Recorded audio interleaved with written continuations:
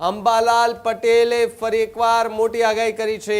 સવારે વાદળ ધુમાડા થાય, બપોર પછી આ વાદળો જતા રહેતા હોય છે અને આવા વાદળો મહિને સવા મહિને સ્થિર થાય પછી જ ચોમાસું વરસાદનું શરૂઆત થતી હોય છે। 6 થી 8 માં પૂર્વ ગુજરાતના ભાગોમાં કંઈ વાદળવાળું કંઈ છાંટા થવાની શક્યતા રહે છે। પૂર્વ ગુજરાતના ભાગોમાં ત્યાં ગરબો વરસાદ એ છાંટા થવાની શક્યતા છે। વરસાદના પોષક ટીમો ધીરે ધીરે થતા જાય છે। 11 થી 20 મેમાં આખરી ગરમી પછી ઉત્તર ગુજરાતના ભાગોમાં 43 થી 44 ડિગ્રી સેલ્સિયસ જેવું મહત્તમ તાપમાન થવાની શક્યતા રહે છે।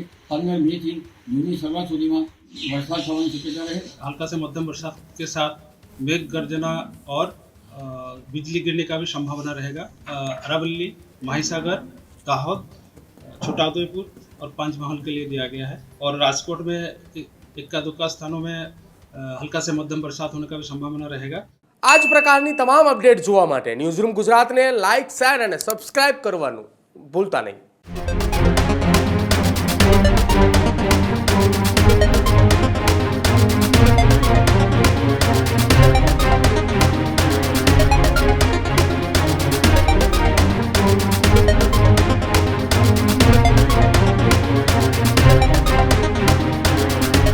રાજ્યમાં ફરી એકવાર કમોસમી વરસાદની આગાહી જે છે તે હવામાન વિભાગ દ્વારા આપવામાં આવી છે। આજે વહેલી સવારથી જ રાજ્યના કેટલાક વિસ્તારોમાં કમોસમી વરસાદ જોવા મળી રહ્યો છે। હવામાન વિભાગે કમોસમી વરસાદની આગાહી કરી છે।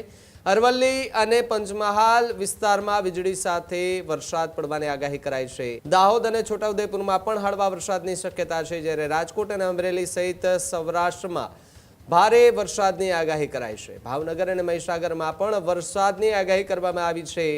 પવનની ગતિ 40 થી 45 કિલોમીટર પ્રતિ કલાકની ઝડપે રહે તેવી પણ સંભાવનાઓ છે। રાજસ્થાન અને કાશ્મીર તરફ નવી વેધર સિસ્ટમ જે છે તે સક્રિય થતાની સાથે જ એની અસર ગુજરાતમાં પણ થઈ શકે છે।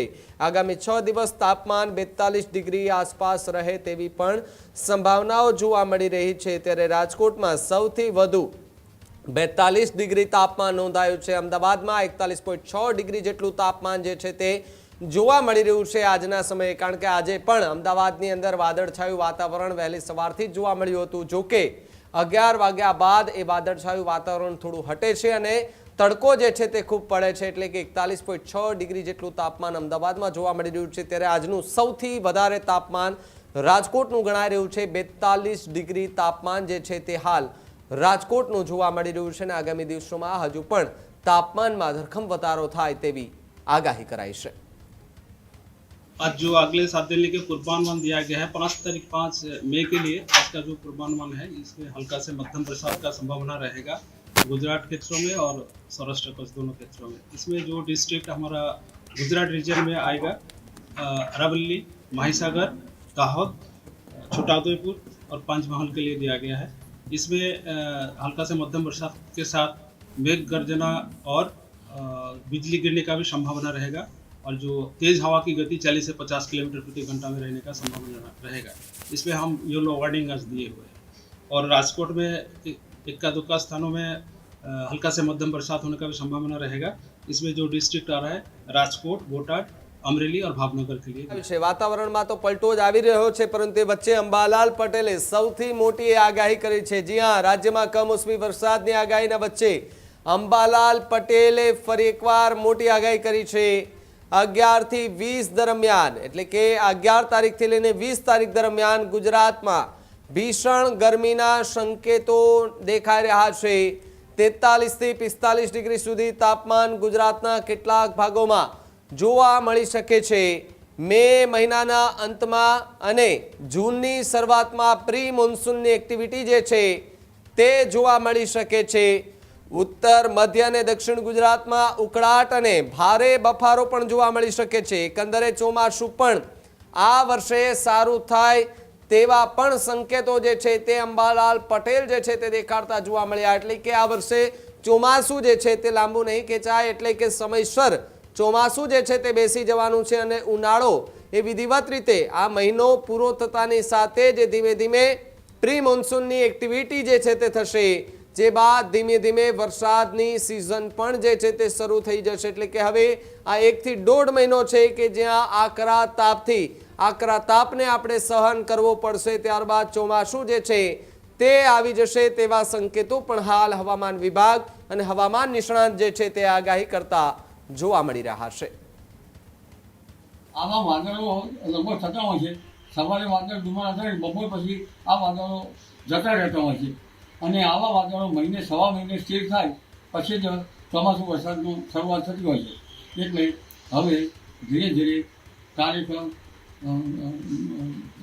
6 થી 8માં પૂર્વ ગુજરાતના ભાગોમાં કંઈ વાદળવાળું કંઈક છાંટા થવાની શક્યતા રહે છે. દક્ષિણ સૌરાષ્ટ્રના ભાગોમાં પણ ત્યાં વાદળવાળું કે છાંટા થવાની શક્યતા રહે છે. દક્ષિણ ગુજરાતના નવસારી વગેરે ભાગોમાં ત્યાં છાંટા કે હળવો વરસાદ થવાની શક્યતા રહે છે. સૌરાષ્ટ્રના અન્ય ભાગમાં વાદળવાળું રહેવાની શક્યતા રહે છે. પૂર્વ ગુજરાતના ભાગોમાં ત્યાં હળવો વરસાદ કે છાંટા થવાની શક્યતા રહે છે. ઉત્તર ગુજરાતના ભાગમાં વાદળવાળું હોવાની શક્યતા રહે છે. પરંતુ હવે વરસાદના પોષક ટીમો ધીરે ધીરે થતા જાય છે. એટલે 11 થી 20 મેમાં આખરી ગરમી પડશે અને મધ્ય ગુજરાતના ભાગમાં 44 થી 45 ડિગ્રી સેલ્સિયસ જેટલું મહત્તમ ઉષ્ણતામાન રહેશે. ઉત્તર ગુજરાતના ભાગોમાં 43 થી 44 ડિગ્રી સેલ્સિયસ જેટલું મહત્તમ ઉષ્ણતામાન થવાની શક્યતા રહેશે. કચ્છના ભાગમાં પણ 41-42 ડિગ્રી સેલ્સિયસથી વધુ ઉષ્ણતામાન થવાની શક્યતા રહેશે. ઉત્તર સૌરાષ્ટ્રના ભાગોમાં 42-43 ડિગ્રી સેલ્સિયસ જેટલું મહત્તમ ઉષ્ણતામાન થઈ શકે. દરિયાકિનારાના ભાગોમાં લગભગ 34 ડિગ્રી સેલ્સિયસ અને થોડુંક ત્યાર પછી વધુ પણ થઈ શકે.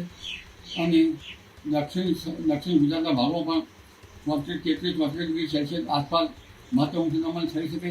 ગિરનારના ભાગોમાં મહત્તમ ઉષ્ણતામાન 41 ડિગ્રી સેલ્સિયસ આસપાસ થઈ શકે. ગિરનારમાં અમરેલીમાં પણ ગરમી પડે. પશ્ચિમ સૌરાષ્ટ્રના ભાગમાં ઉકળાટ બફારો રહે અને બફારાથી ત્રસ્ત થઈ જવાય. દક્ષિણ ગુજરાતના ભાગમાં પણ બફારાથી ત્રસ્ત થઈ જવાય. બફારો હોવા છતાં નીચલા લેવલના વાદળો આવે તો પ્રી-મોન્સૂન એક્ટિવિટીનો વરસાદ થાય, સાનુકૂળ હવામાન થાય તો લગભગ 5 થી 7 તારીખ બાદ પ્રી-મોન્સૂન એક્ટિવિટીનો વરસાદ તારીખ 11 થી 20માં પણ થવાની શક્યતા રહેશે. 15 તારીખની આસપાસ અને 23 તારીખની આસપાસ પ્રી-મોન્સૂન એક્ટિવિટીનો વરસાદ થવાની શક્યતા રહેશે. આ ઉપરાંત 15મી મે બાદ અરબ સાગર પર સક્રિય થશે અને બંગાળ ઉપસાગર પણ સક્રિય થશે. 15 મેથી જૂનની શરૂઆત સુધીમાં બંગાળ ઉપસાગરમાં લગભગ વરસાદ થવાની શક્યતા રહે આંદોમાન નિકોબાર ટાપુમાં. અને ખાસ કરીને 12 મેથી 20 મે વચ્ચે આંદોમાન નિકોબાર ટાપુ વરસાદ થાય. 28 મે વચ્ચે બંગાળ ઉપસાગરમાં ભારે વરસાદ થાય. 25 મે આસપાસ દક્ષિણ ભારતના ભાગોમાં વરસાદ આવી શકે. પણ એ વરસાદ કેવો છે તેની નોંધ તો હવામાન ખાતું કરી શકે અને એ વરસાદ આગળ વધી શકે નહીં તે જોવું રહ્યું. અલ નીનોની ઝાંસી વચ્ચે 149 વર્ષ પછી હાલની ઝાંસી વચ્ચે અત્યારે હાલ તો ચોમાસું વરસાદ થાય તેવા સારા ચિહ્નો જણાઈ રહ્યા છે. હજુ સુધી તમે અમારી ચેનલને સબસ્ક્રાઇબ નથી કરી તો અત્યારે જ ન્યૂઝરૂમ ગુજરાતને સબસ્ક્રાઇબ કરો. ફેસબુક અને ઇન્સ્ટાગ્રામ પર ફોલો કરો.